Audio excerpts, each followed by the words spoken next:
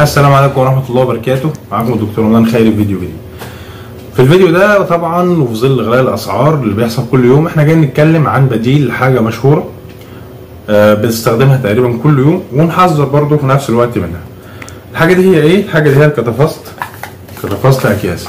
طبعا أكتر حاجة من أكتر الحاجات اللي بتتباع في الصيدلية، أي حد عنده صداع، أي حد تعبان شوية بيخش يجيب له كيس كتافست. فاحنا عايزين نعرف ان كيس كتافست دلوقتي ب 8 جنيه.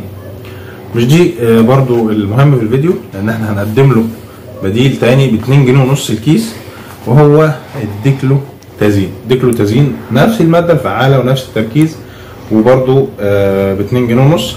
فطبعا ممكن تاخد من الديكلوتازين وتوفر حوالي 5 جنيه. طيب ايه برضو اللي احنا عايزين نتكلم عنه؟ هو الاساس في الفيديو ان ما ينفعش ان احنا نكتر من استخدام الكتافست، لان هو عندنا مشكله على المعده، عندنا مشاكل في الضغط، القلب.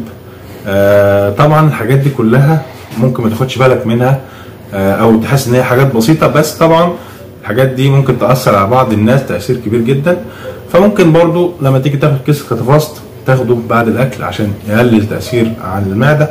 طبعا ما تستخدموش كتير علشان ما ياثرش على الضغط وعلى السكر. وطبعا ممكن تستخدم الديكلوتازين، فهو هيوفر عليك الفلوس بس هي نفس الماده الفعاله. اتمنى يكون فيديو النهارده مفيد، واتمنى ان تكونوا استفدتم. يا ريت لو في اي سؤال سيبوه لي تحت في التعليقات وانا اجاوب عليه في اسرع وقت ان شاء الله. يا ريت تعملوا لايك للفيديو واشتراك في القناه، واستنونا عشان ننزل فيديوهات تانيه ان شاء الله. والسلام عليكم.